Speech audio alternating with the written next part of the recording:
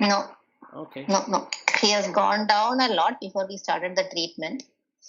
So Okay. she was not able to eat anything. It's not that she was lying down full time and all.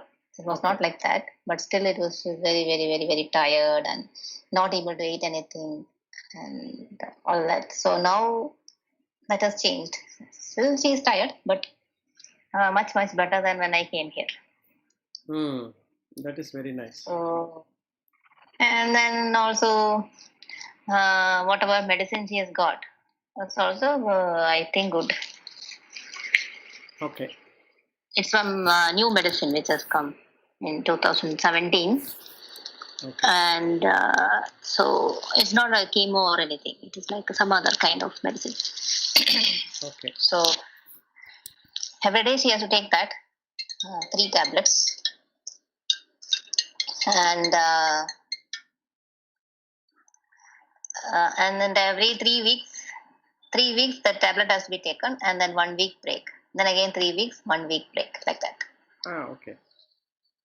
And then once a month she has to go to the hospital to take some injection. With this tablet has a side effect of weakening the bones. Okay. So for that, some injection has to be taken. Okay. So it's now it's going like that. So let's see. And then all those lumps and all she had has got visibly reduced. And the first month itself, the doctor was told 70% it is gone. Wow. Yeah. So Real good medicine. yeah. So it's like it's also this medicine. Still they are continuing. It is already approved and it is people are using it, but that still they are continuing the studies. So they have all that company people have called us and told after you have this 36 strips of that medicine, then they will give it free of cost. Okay. So that is after 9 months or 8 months. Okay. Good. Nice. Yeah, so I'm happy with her treatment because it is not that half killing you and then trying to cure you and things like that. No surgery, nothing.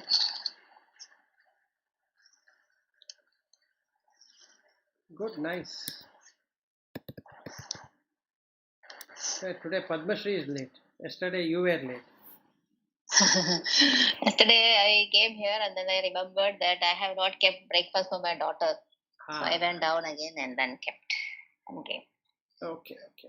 No worries.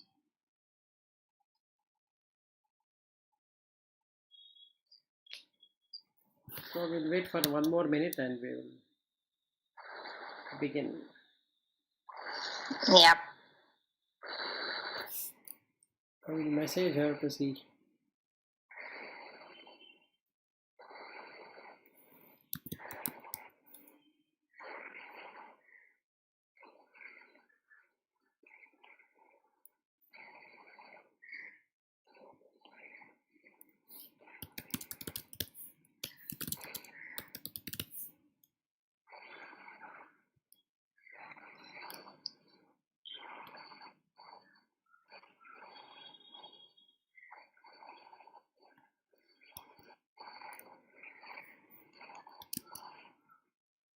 What is joining in the YouTube or? He said he will join. I will never come to know who has joined. It only shows a number. Oh, okay. It doesn't show anything other than the number. So Padma Shri is typing something. Just joining in a minute. The concurrent user is showing as only 1. That means nobody has joined. It's okay. Doesn't make any difference about it. There she comes. Good morning. Morning, Vilas. Morning, Dr. Morning. How come late? Morning.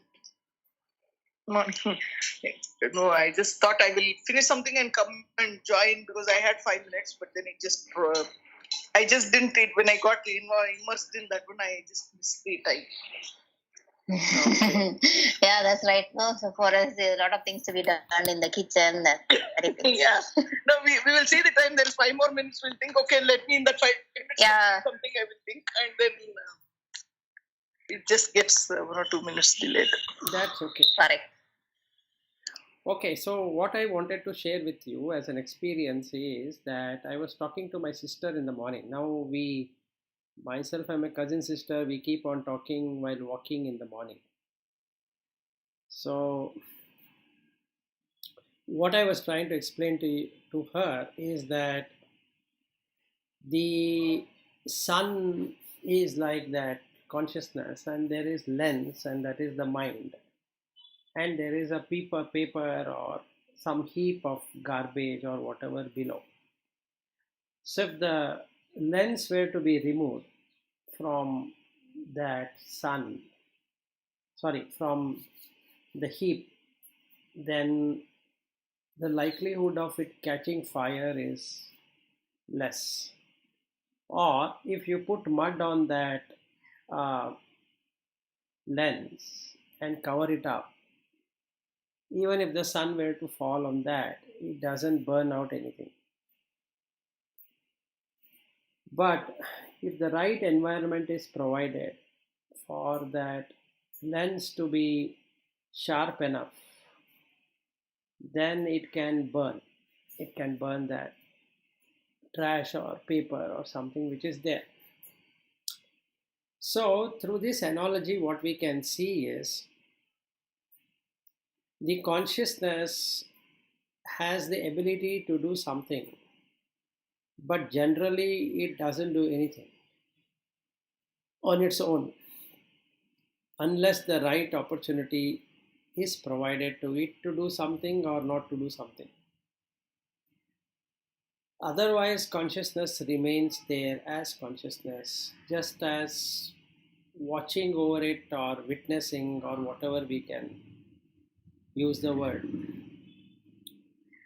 Then this mind is the one which thinks that it is burning the paper, because it can see that it is able to do something which the consciousness was not able to do. Meaning, if there was only consciousness or the sun and the paper below, the paper gets heated up but doesn't get burnt.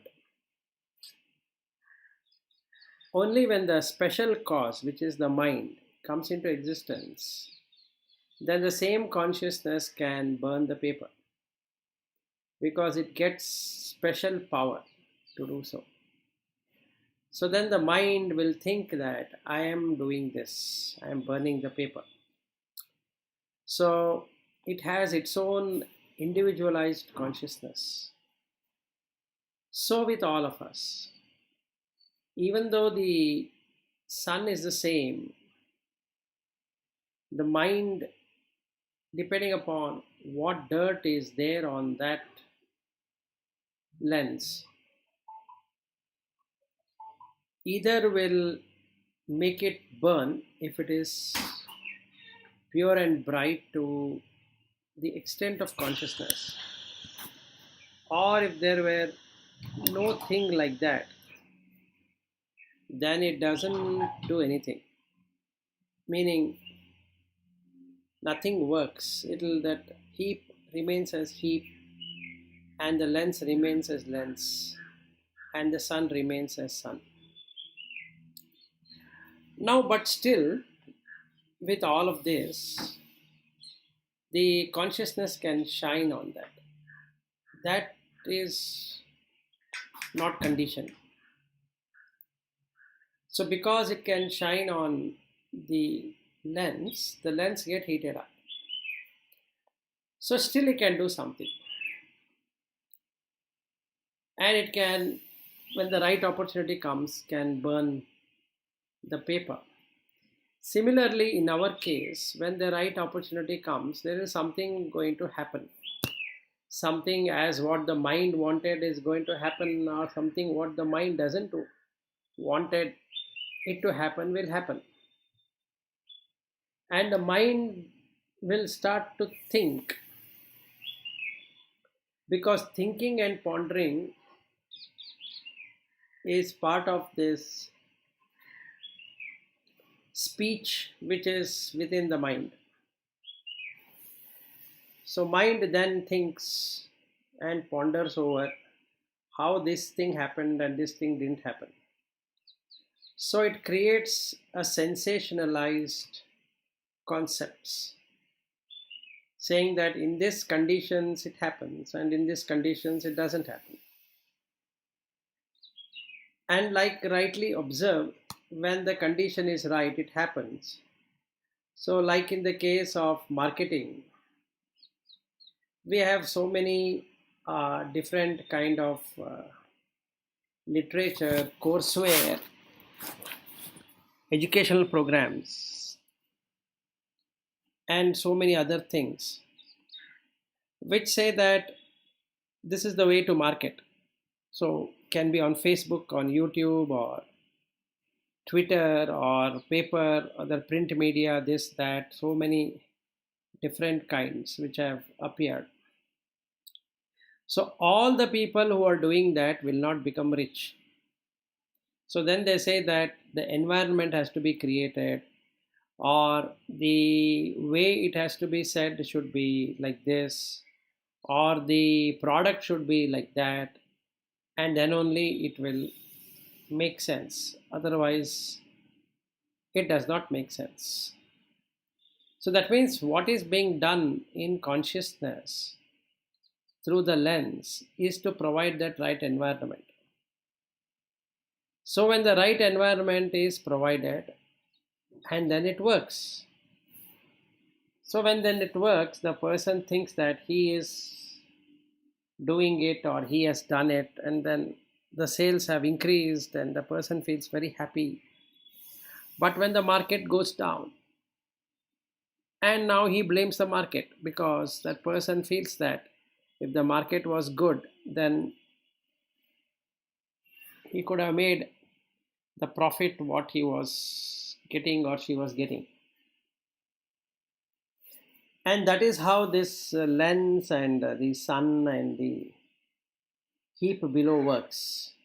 So if there is cloud, just like we have today called as COVID-19, which has literally closed many businesses and taken the life of so many people, and many people have closed in such a way that they don't have money to feed themselves. So it's like a cloud appearing over the sun, and the lens is completely blocked out. So nothing seems to work. So the suffering is in the mind, but it is not there in consciousness. And similarly, when the sun was shining on that lens, the happiness was in the mind, but was not in consciousness.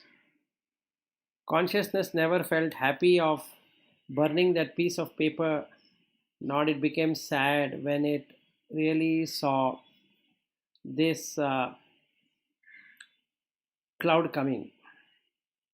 So this was the first experience what I was having in the morning when I was talking with my sister, that how we can see mind and consciousness and the activities down below which is happening.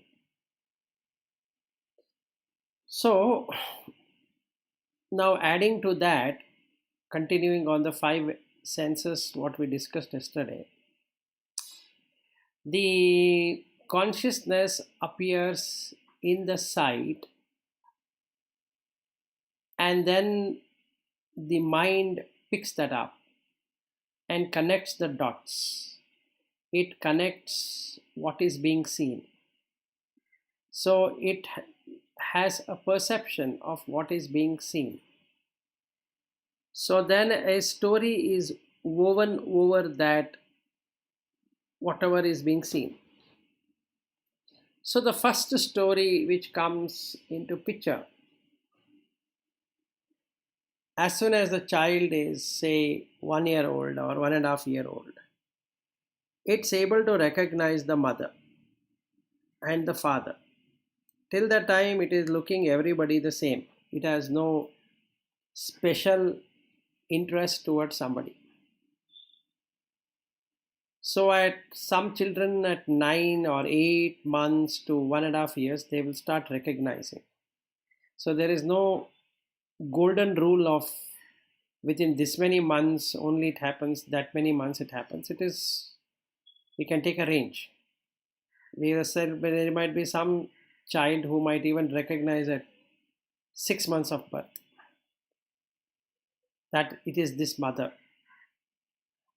or because the mother is breastfeeding that child, the child feels that the food is gone, so it starts crying.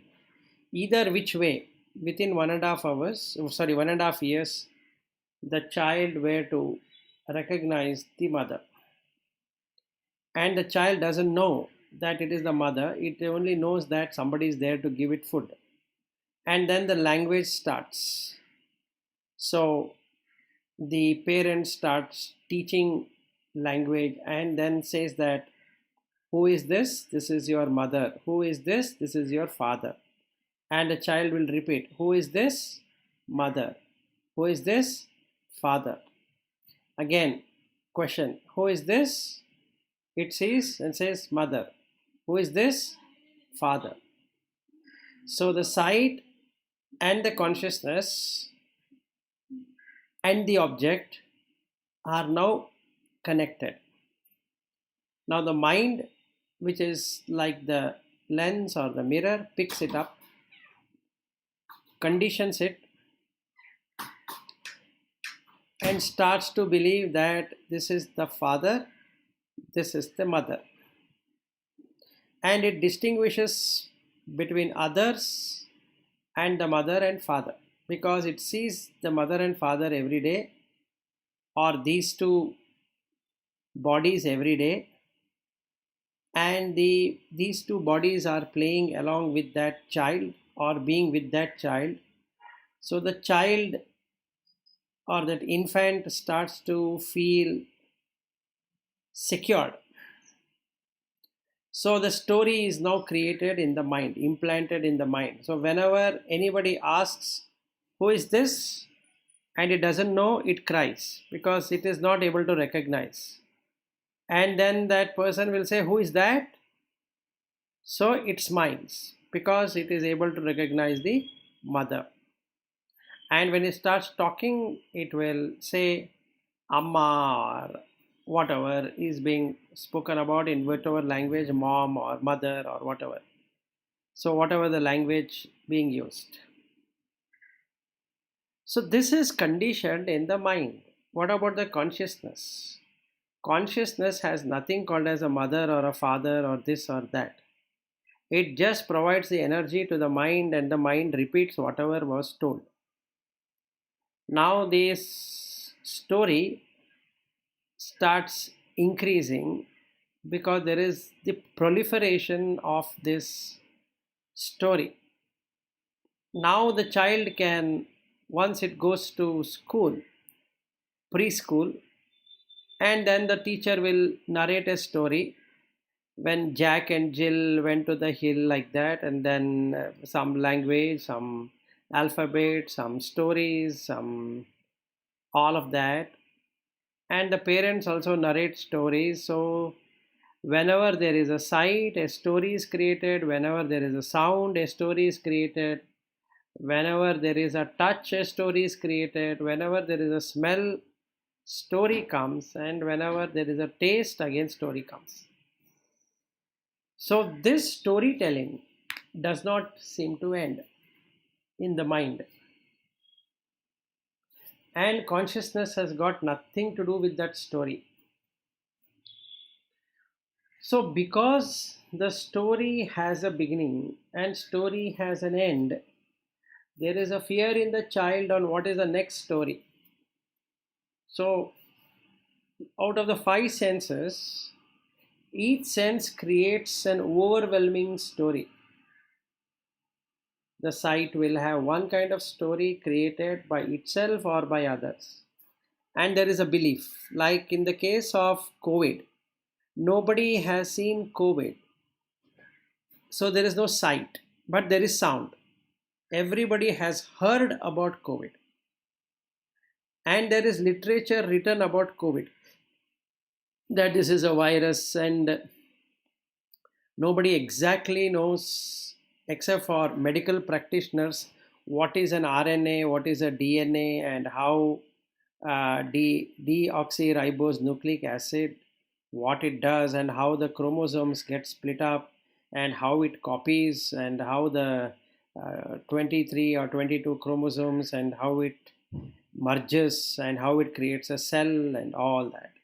That only the biologist would know if they are interested in it. But for a normal person, he has no idea on what is RNA, DNA, and how this so-called virus attaches itself to the cell, and it is just an RNA. It has no life, and it enters into the cell and it multiplies over there and creates a life.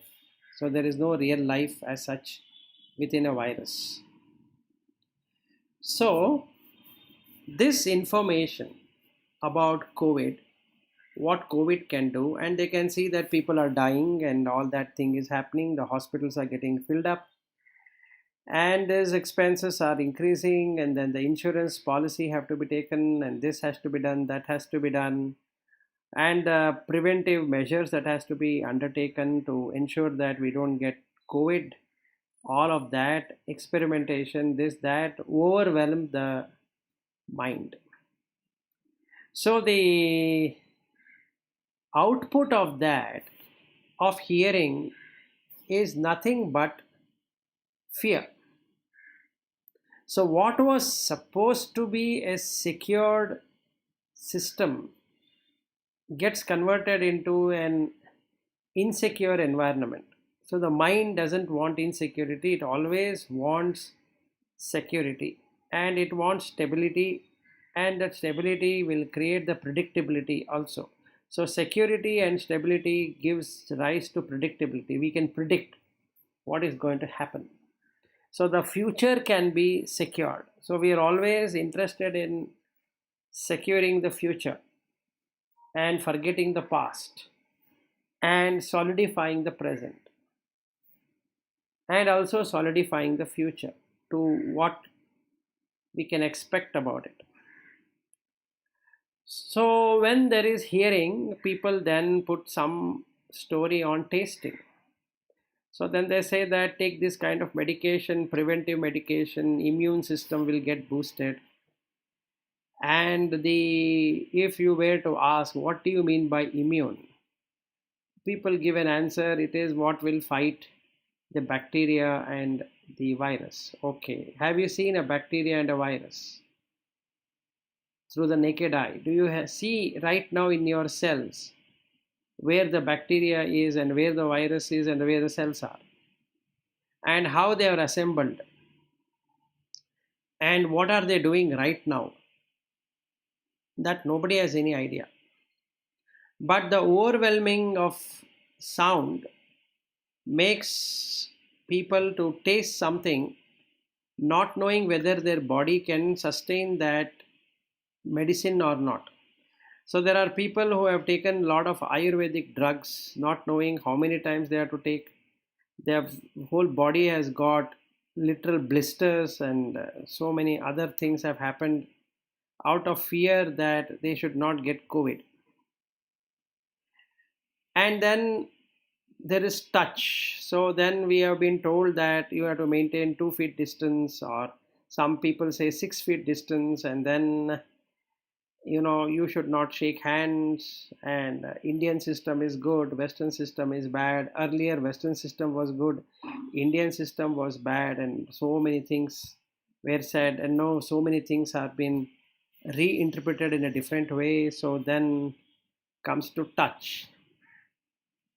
So sound over, touch over, taste over.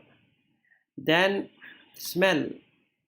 So they created, so the human being, again, the mind said, you know what, the taste will go, the smell will go, the smell and taste will go. You will come to know. Once you come to know, it means you're COVID positive, so you need to do this ABCD and all that.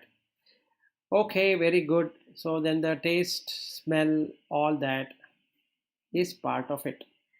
And then overwhelming of all of that is sight.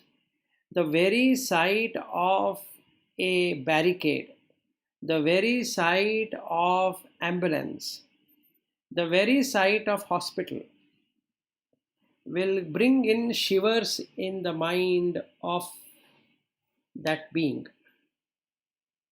So now this overwhelming is to the highest. So what happens? The proliferation will cause addition and multiplication of things which never actually happened to that person. But he uses the consciousness to create this a very big monster which is out there to devour and do something about that person.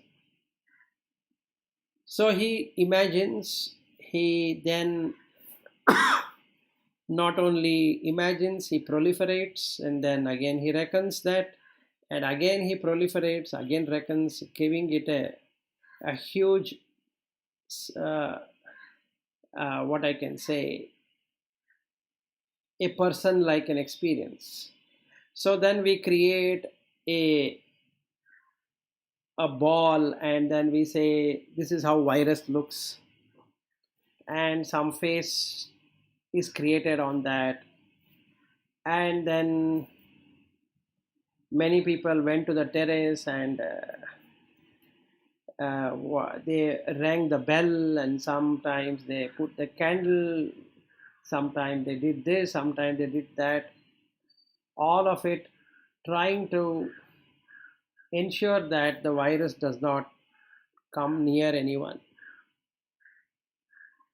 So the mind, like in the case of this lens, gets muddled up with the five senses and covers itself with slush and start believing that this is the reality. Now it created a world.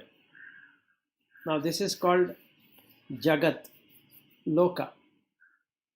So the child which was just saying mother and father is also regularly overwhelmed by the activity happening within the home and outside the home, and it keeps on proliferating and reckoning due to the senses and the sense objects which are coming to the sense doors, and the consciousness, the chitta, keeps on making this multiplication happen.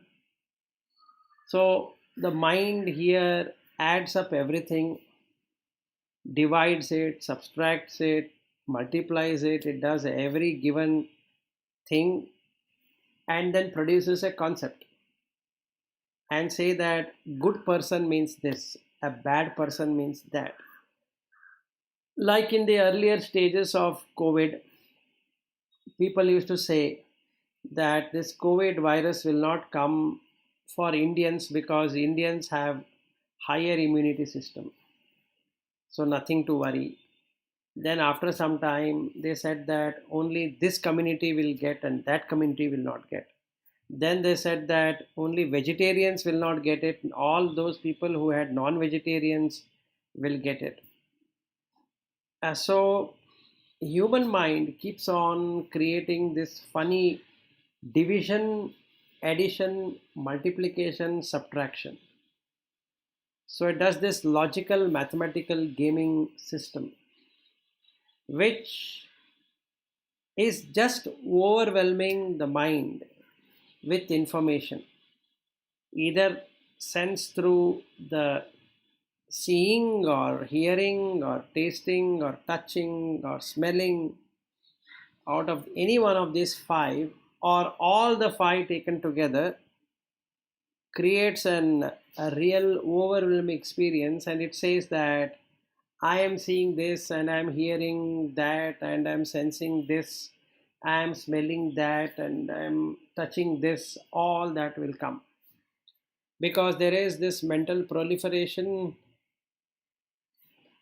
And because of that proliferation and the language and the words that are being used to represent it, shows that whether something is a secure environment or something is an insecure environment.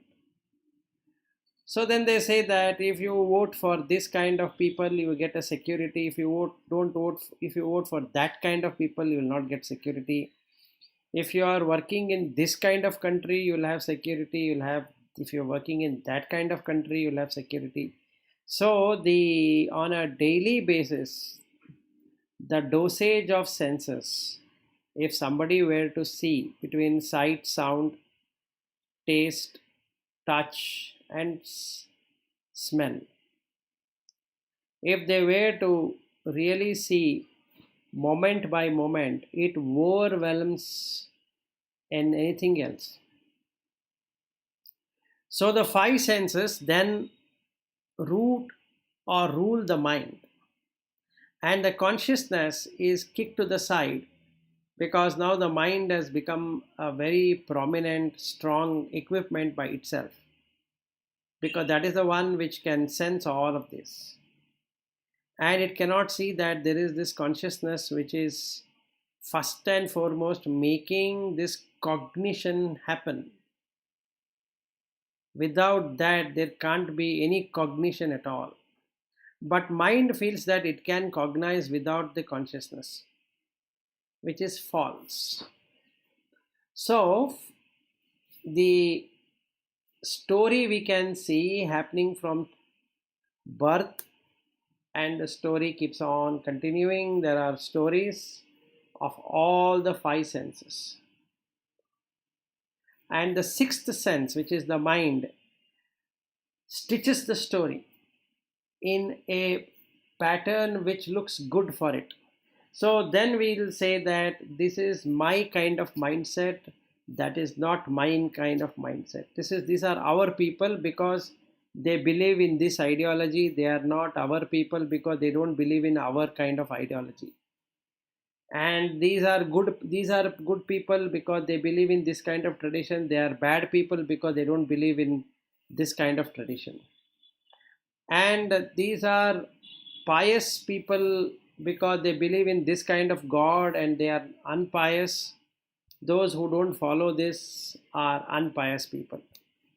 Oh, these people are theists because they believe in the existence of god, and these people are atheists because they don't believe in the existence of god. And god, these are people who are messengers of god, and these are the people who are not the messengers of god. So the human mind keeps on ripping itself into either dividing it, multiplying it, adding it, and subtracting it. If we see, that is what we've been doing all the time. So the lens is muddled up or bundled up, or mud is put in such a quantity that nothing can shine on that. But still the consciousness shines on it. It doesn't make any distinction. But because chitta is part of the chitta has the power to manifest anything itself within its own domain, whatever it knows. So it sustains life. So it eats, it drinks, it thinks, it sees, it smells, it cognizes. All that is happening within the mind, not being aware of the fact that all of this were or is made possible by the chit, or the universal consciousness. So once we know that the overwhelming nature of the mind is because of all of these story, and if somebody were to stop making stories of anything, as soon as a sight is seen, no story, it's only four elements. As soon as the hearing happens, no story, again four elements. As soon as there is a touch, no story, just the four elements. And again with the taste, four elements. Smell, four elements. Then what happens? The person starts living in the current moment only. There is no future, so there is nothing to safeguard the future, because future is a fabrication of the past. And what is present? Present is again a story. So when there is no story, there is no past, there is no present, there is no future. You are just existence. Asi. Tattvam Asi. In that, this is Asi. So there is no overwhelming of the mind. It is pure, it is bright, it is shining to what the sun is shining on it. And once this cleaning and cleaning and cleaning happens, all that was permissible, possible in consciousness starts happening in the mind. So mind can then get siddhis, or the supernatural powers, which at once was not available. So then it is no longer can think about insecurity, having an insecure feeling, trying to see how to secure itself, or creating a stability for which it was looking hard and into everything to make it stable. Now that consciousness, it knows that it can make things very, very stable. So this is the experience what I wanted to share with you. And after this, I have many more experiences which has happened. So I will tell you that. If you have any discussion, comment, question.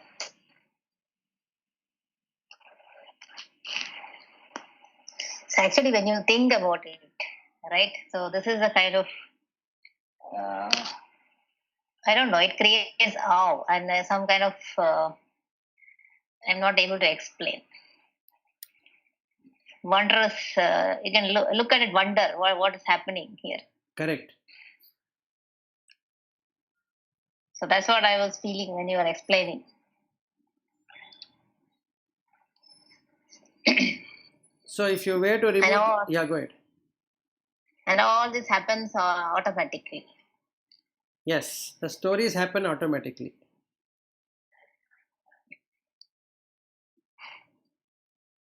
So you remove the story, and you have released, you're liberated. Yeah. So it is so close, but it is so far. Yes, correct. So that's a feeling I always get. We are so close, but yet so far. Yes, so now in this life, due to whatever thing I had, I'm sharing this with you. So you should be able to see it close, if not far. Yeah, correct. So all that intellectual understanding is there, and maybe some experiences are also there, but it is not consistent for me, at least. It comes once in a while, sometimes. That's it, not continuously, like you have. Yes, I am now having every few hours, few moments. It doesn't take me anything outside that. Yeah, correct. So it happens spontaneously for you. So you have reached that kind of state. So, but one question: these are also kind of intellectual realization, right? Or Yes, you are so getting intellectual insights. no, the mind I'm not. can. Yeah, go ahead. I'm Sorry. not able to. I'm not able to differentiate, because is it the mind giving you these insights, or is the consciousness which is giving the insights? Good question. What is it? Because how do you differentiate it? This is where the see. First of all, who is the experiencer? The experiencer is the mind only. You cannot exclude that lens. Yeah. The only thing you can do is to clear off the lens of dust. Hmm. Okay. So experiencer is obviously the mind. and what is being experienced. The objects are being experienced in that experiencer.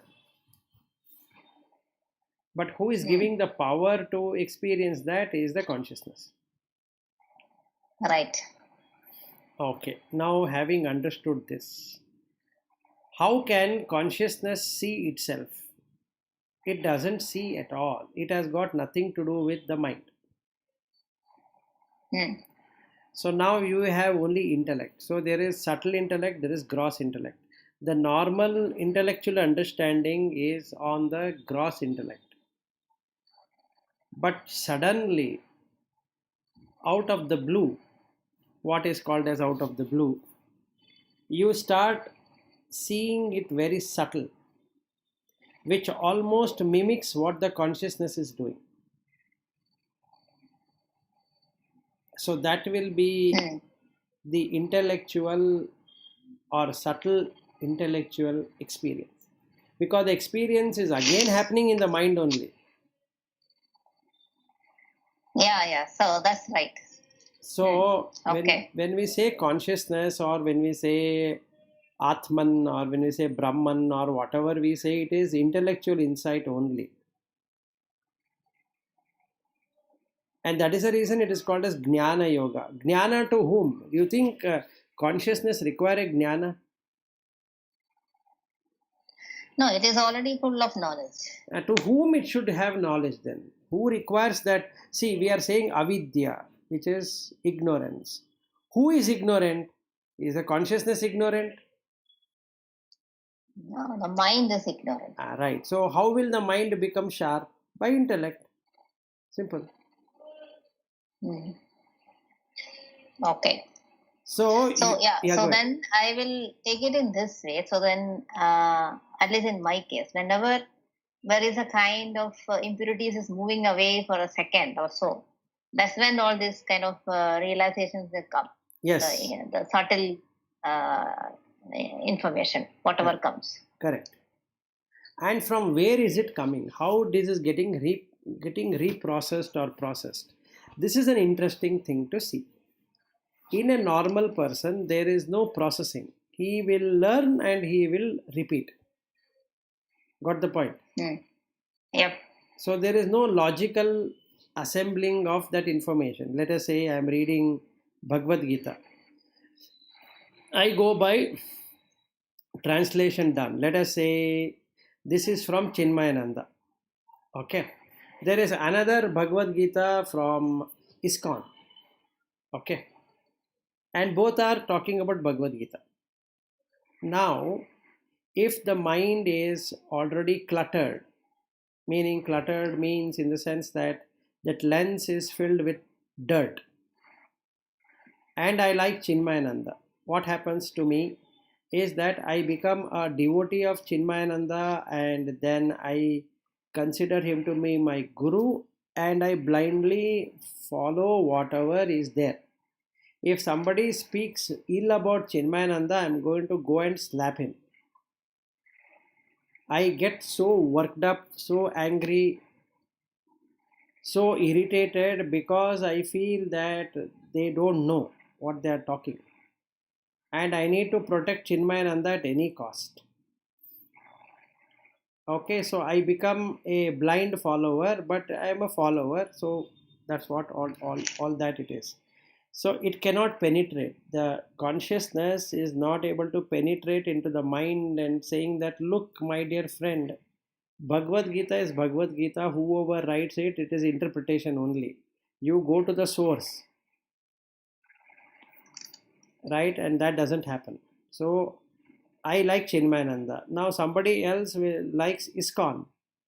So the Prabhupada's way of explaining about Bhagavad Gita, let's say these two people were to meet and they were to talk about Bhagavad Gita. What would they talk? They will talk about the interpretation done by Chinmayananda versus the interpretation done by the Prabhupada. And they keep on fighting. Why? Because both the minds are muddled up. The consciousness cannot penetrate. So the intellect cannot penetrate into the reality. It just goes by what is superficially indicated in some book. Same thing with science, same thing with commerce, same thing with everything we do. That's how it is. Some people follow one kind of investment, somebody follow another kind of investment. Some people follow some kind of job, and other people will follow another kind of job. Even if we take software job, some people will follow that, some people will follow this. Some people believe in this kind of organization, some people believe in that kind of organization. All of these are the same. It is muddled up.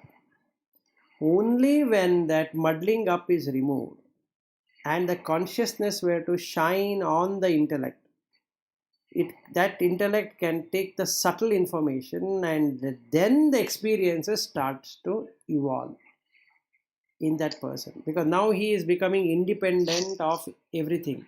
He is able to see what is real and what is unreal. The viveka is can be seen, and he experiences firsthand, so he will not forget. The bookish knowledge, after the book is closed and something else overwhelms, that is totally forgotten. Whereas in this case, there is nothing to forget, because the person is, he is a subtle intellect has picked it up, so it knows how to manifest it correctly in any given situation. So that is how it works. Okay, so all these experiences are provided by the subtle intellect.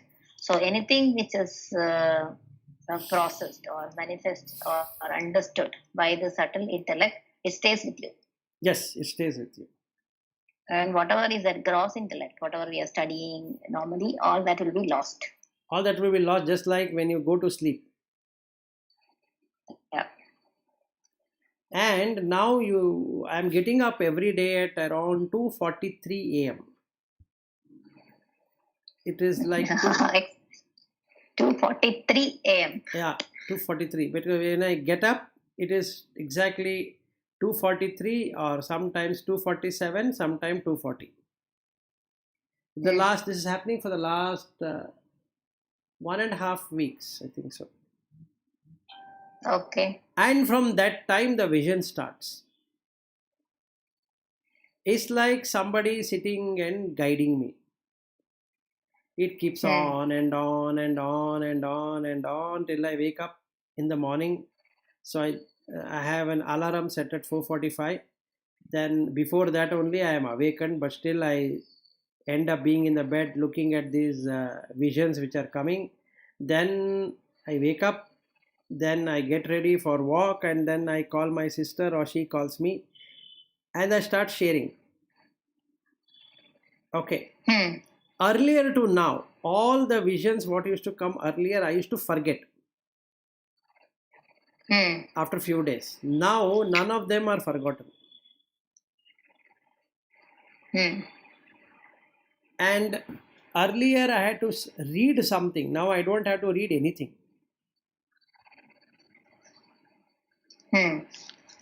So it is becoming so easy.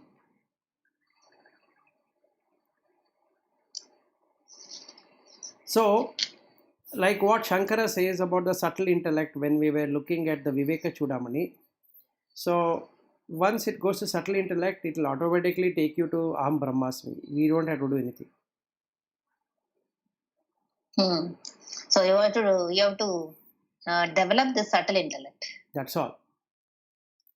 So through wisdom, you can make the subtle intellect understand, and that wisdom is taken by the subtle intellect, and once the wisdom comes, ignorance goes away. It cannot stand. When the light comes, darkness goes. It's not that little bit of darkness remains here or whatever. As soon as the light is shown on that, as soon as the light is shown, the darkness does not remain. Wisdom also comes from subtle intellect only, right?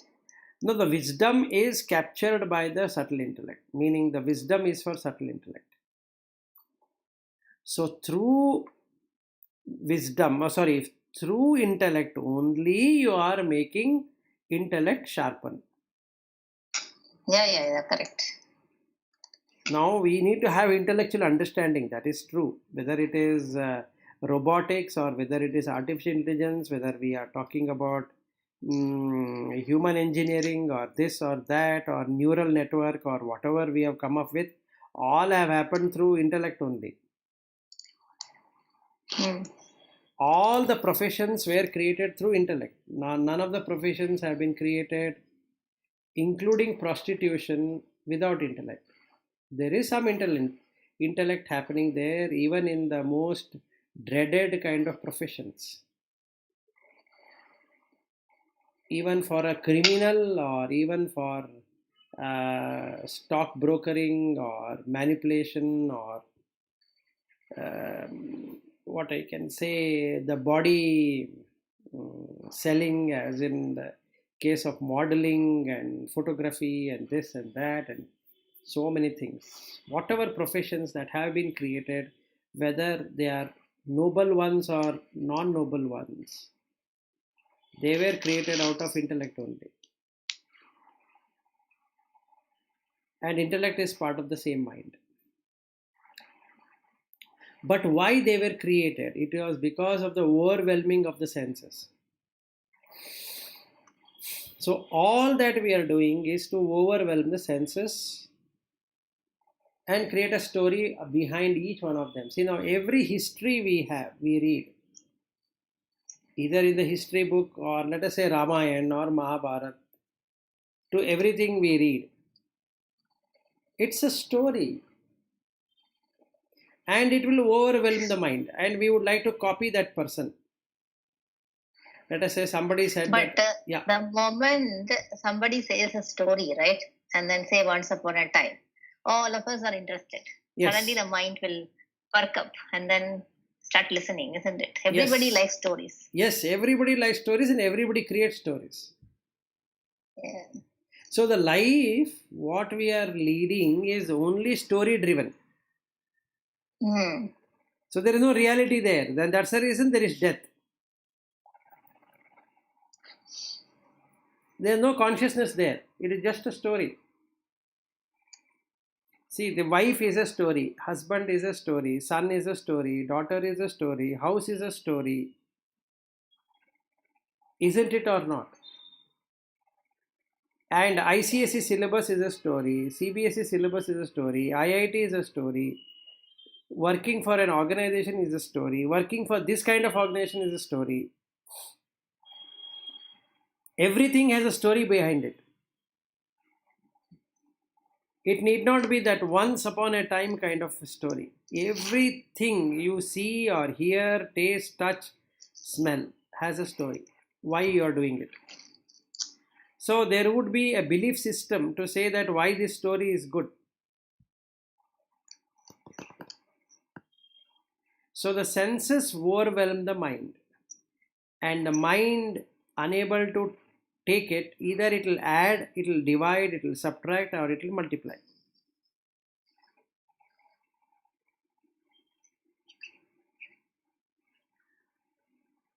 So there are a lot of marketing stories, there are sales stories, then there are success stories, then there are failure stories, then there are technology stories, then there are mm, academic stories, then there are spiritual stories, then there are religious stories. You see that stories.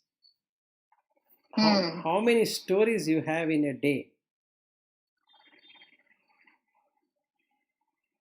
And then for invoking this kind of a god, there is a story. For invoking that kind of a god, there is a story.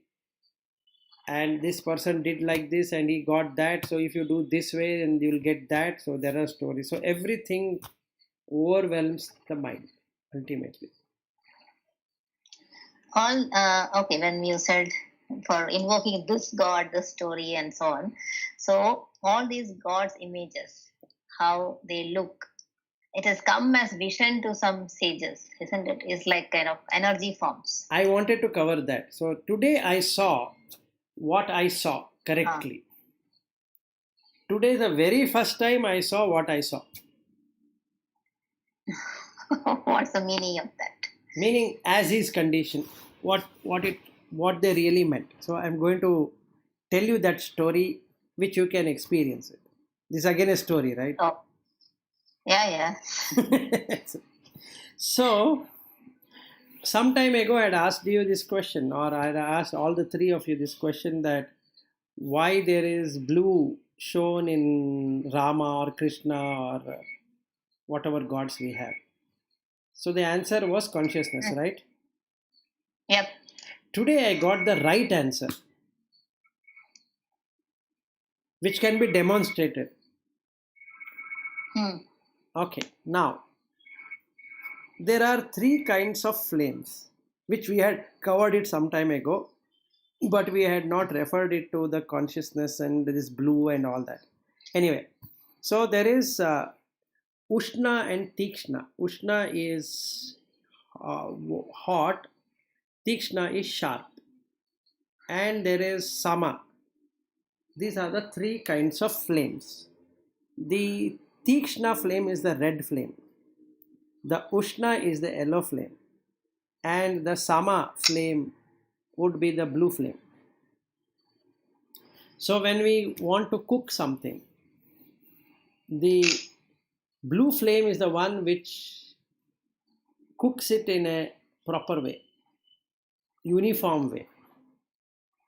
Again, the word uniform. Uni is single, form. So it doesn't distinguish. Whereas the yellow flame heats up, it doesn't burn, it heats up. Whereas the red flame burns. So if you have more red flame, that product or whatever you have kept will immediately get burnt. Okay. Even in our stomach is like that. You have the blue flame, we have the red flame, we have the yellow flame. Now, what is this yellow flame? Yellow flame is nothing but the raga. It heats up. So, whenever we desire something, there is heating up we can feel. So, we see that we say heat of passion, and we use those words also, right? In the heat. Okay, so that is the yellow flame. Then there is red flame, which is tikshna. This is dvesha.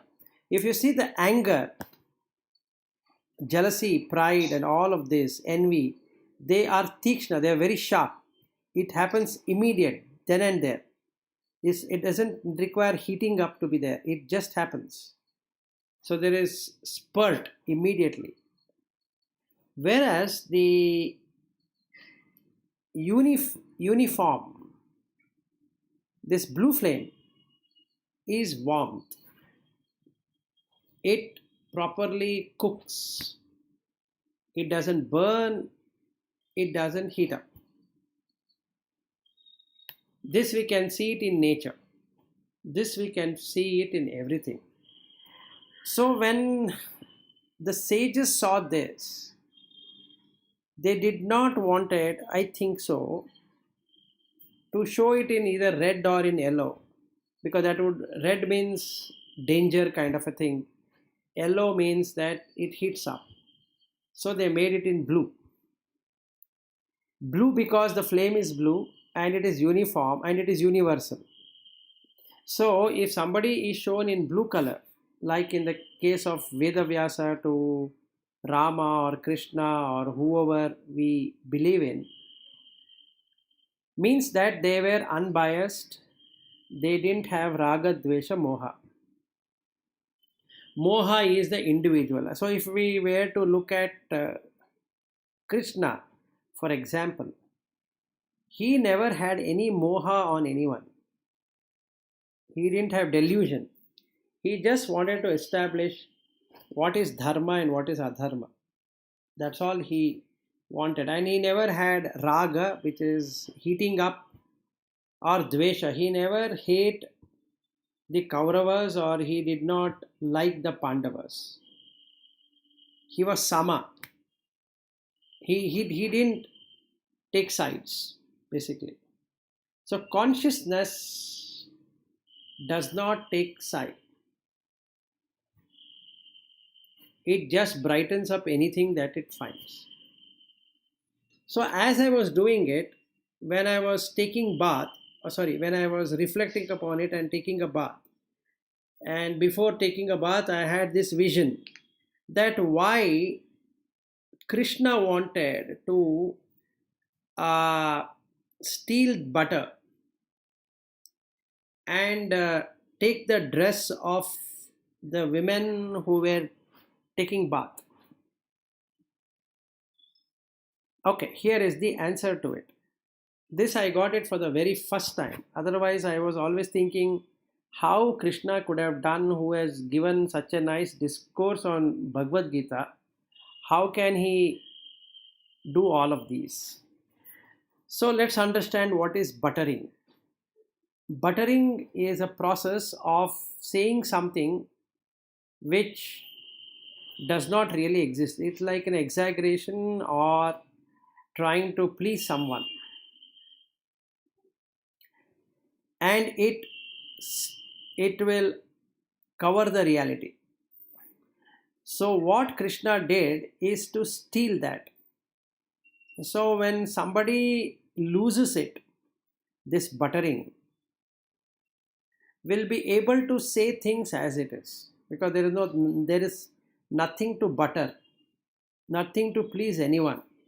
So that person will become pure, because he doesn't have to now convince anyone or anything or tell lies or do something about it.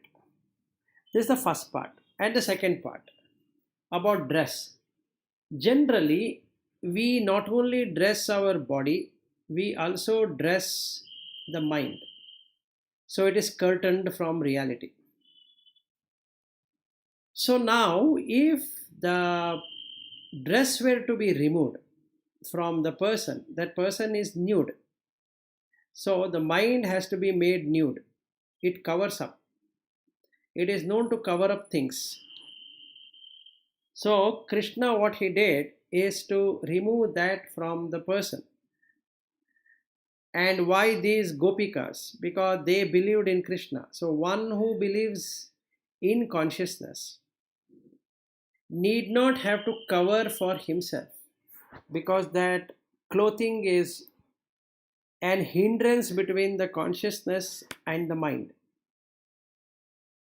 So when that cloth is removed, that mind has to now stay nude forever, meaning it cannot lie, it cannot steal, it cannot become a brahmacharya, that is non chastity, then it cannot take the credit for itself, and it cannot be violent on anything, because it is standing nude.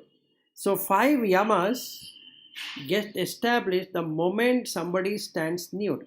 Some time back I had spoken about the nude, that we need to stand nude. I had understood it, but I had not understood or experienced so profoundly like what happened today. So when I was taking the bath, I was watching how this body disintegrates. And what's the point in looking at this body in covering it up, meaning the mind covering it up?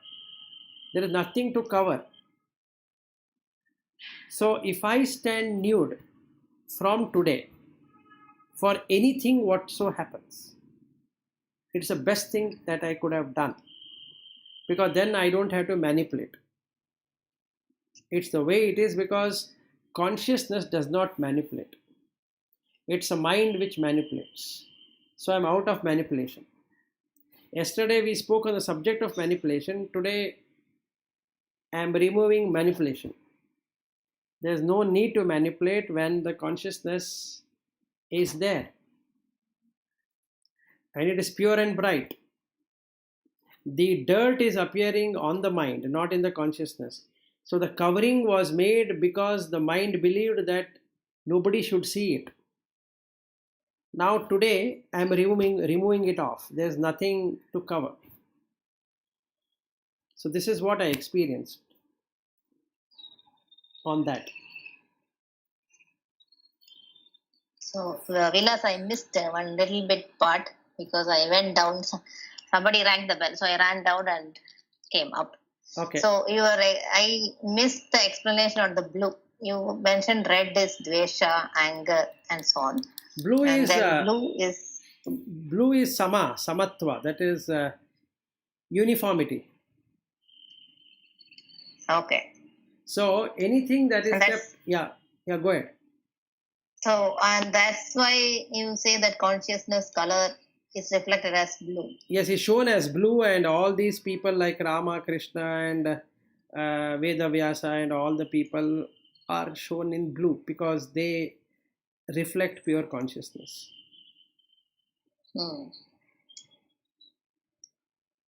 Or that is what the sages saw. A person who has complete awareness, how does he look from the flame?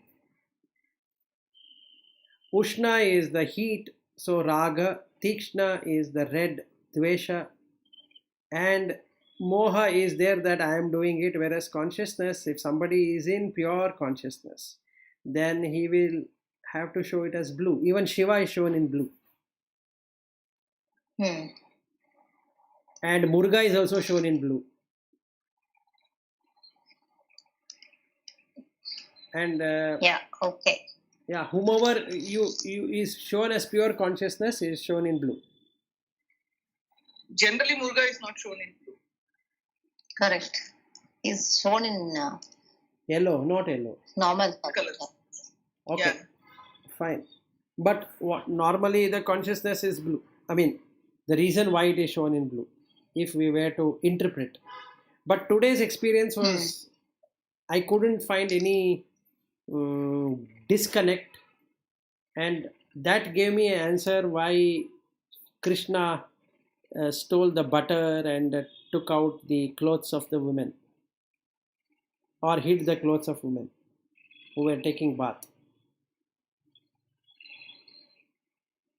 Yeah, this I think that part I have read somewhere. I don't remember. This taking away of the dress, meaning of it. Okay. I had not read anywhere. This just came to me. Yeah. Yeah, so I think I was asking all this form of all the gods and goddesses. This has appeared for some sages. Correct. And that's why it's depicted like that. Yes. And there is gods, there is definitely those beings exist just like animals and humans exist, so they exist. So whatever they saw, they wrote it.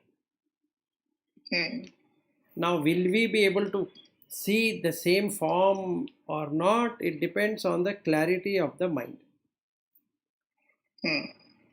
So the mind becomes more clear, then that whatever is there in the mind will get reflected. Vilas, I have one question. There are times when they also describe this one of the color of the gods, depending on the circumstances. Why I am saying this is generally when you look at Devi, when the form is given as a mother, it is generally a cool. This one they will bring about. But when during this Mahishasura Mardini or these kinds of things, it is always red. The Devi is identified with red color. Yeah, because Tikshna, it will immediately burn. With red color. So what I was wanting to look at is that it's also so contextual, meaning yes, the power. It is the power which is. See, we may call it Rama, Krishna, Devi, everything, Muruga, everything, but finally it is the same thing which we are talking about. Yes. But then it is so contextual. Yes, they are. It is so contextual. contextual, and the need of the hour determines the situation of the Agreeable. power. All the three, that is the yellow and the red and the blue, are the same consciousness only. So, depending upon the situation, those things will get depicted. But all those things are appearing in consciousness, meaning it's already there in consciousness. The mind keeps on holding on to it, which is not is required. Then the mind doesn't hold it.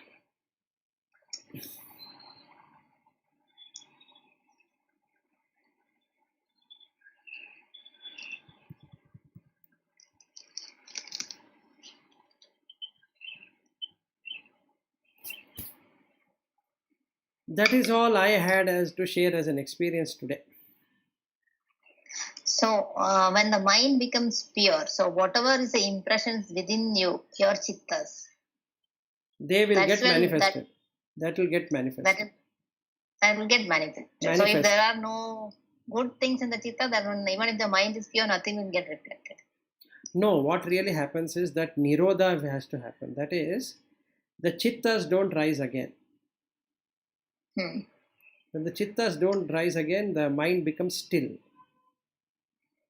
And then the only consciousness shines. See, what we are trying to do right now is that we are making only the bright chittas to shine on the surface of the mind. Yeah. And not the dark ones. So the dark ones exist and they are submerged inside. After some time, they don't get a chance to manifest, so they die. Meaning, they get dried out in the lake, which is the mind. After that, that is the mind itself through intellect will stop the arising of the chittas. And when the nirodha of chitta happens, that person is released. Because only consciousness remains, nothing else remains. And that is the meaning of yogaha chitta vritti nirodha. You can really experience that, how the chittas will just get still, mind still. That is called nirvana.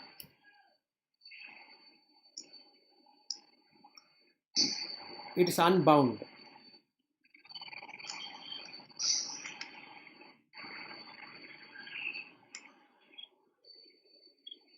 And when the person dies, there is no rebirth because there is no chittas which are going to again re-manifest.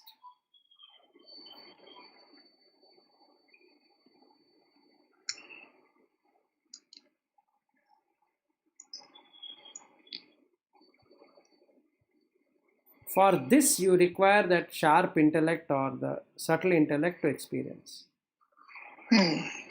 Yeah, so somebody whose mind is clean and then going to be liberated and the next life is not required, then for that person going to dying is equivalent to the deep sleep with awareness. Yes, very correct. Because he's already dead. Yeah. There is no more to die.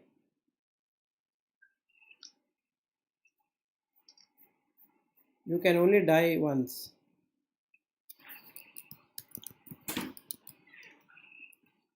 So, Vilas, so in your deep sleep also, are you being aware? Yes, that is what I'm telling. My waking time has become 2:43, and from that time I am awake. I know, but before that you will be sleeping. When you are in deep sleep, Deep I sleep mean to say, also, are you able to observe your deep sleep? I am not able to observe that deep sleep. Maybe that will also happen. Then I will share you that experience also. Yeah, correct. Presently it does not happen. Presently only these things have happened which I shared just now.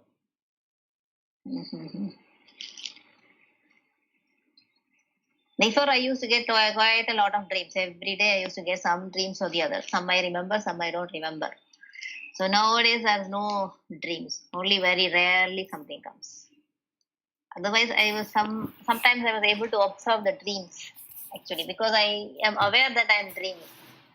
Correct. But anyway, now there are no dreams, so I don't know. And today the whole climate is foggy, if you have seen. Is it okay? In Bangalore, fog has engulfed. So my wife Okay. just now asked me to look outside, and it's very nice, foggy. So Nothing is here visible. in Trivandrum it rained just when we started the discussion, and now it is very, very bright. Okay. Good sunshine. Okay, here it is fully foggy. Nothing is visible. Hmm.